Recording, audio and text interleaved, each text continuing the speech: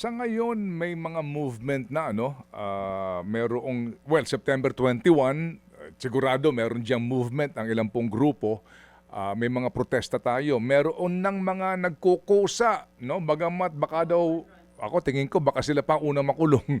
Yung mga sinasabi nag-vandalize ng bahay ng mga Diskaya, no? Kung hahabulin sila ng mga pulis at kakasuhan nga. May mga gantong mga protesta ngayon.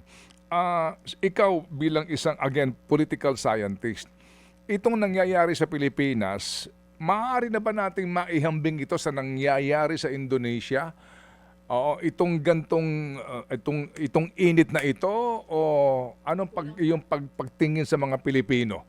Sa ngayon sa ngayon na sitwasyon, unlike yung unang mga nangyaring people power. Okay. Ano po wag naman sana tayong humantong na katulad nung doon sa Indonesia kasi kung ako ho tatanungin, lawlessness na ho siya kasi pinipwersa na ho nila yung sarili nila papunta doon sa mga bahay ng mga parliamentarians nila, kinukuha nila yung gamit. Wag naman sana tayong dumating at humantong sa ganun klase sitwasyon. Ang nakikita po natin dyan, Manong Ted, is nag-expand na po kasi yung democratic space natin.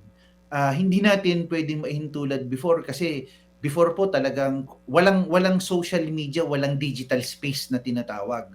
Ngayon po, pagka meron kang hindi okay o nararamdaman, may gusto kang ipakitang protesta, gagamitin mong instrumento o number one na vehicle mo ang iyong social media at various social media platforms. Ang iyong nararamdaman.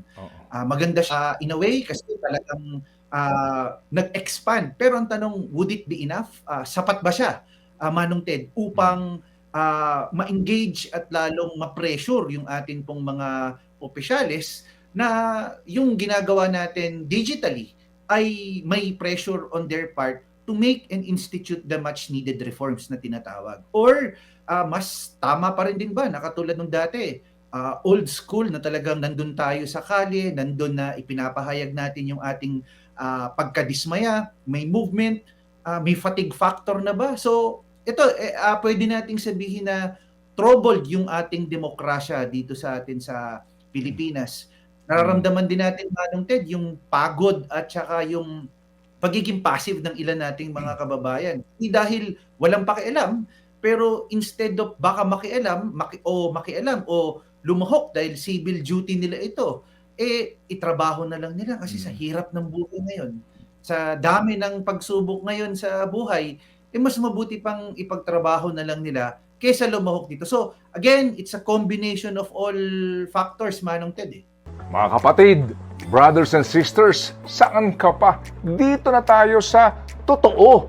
Dito na tayo sa True FM. Mga kapatid, mag-subscribe and follow po kayo sa social media accounts ng True Network PH. Yan po kami. Hanapin nyo lang True Network PH, Facebook, Instagram, YouTube, TikTok, and podcast.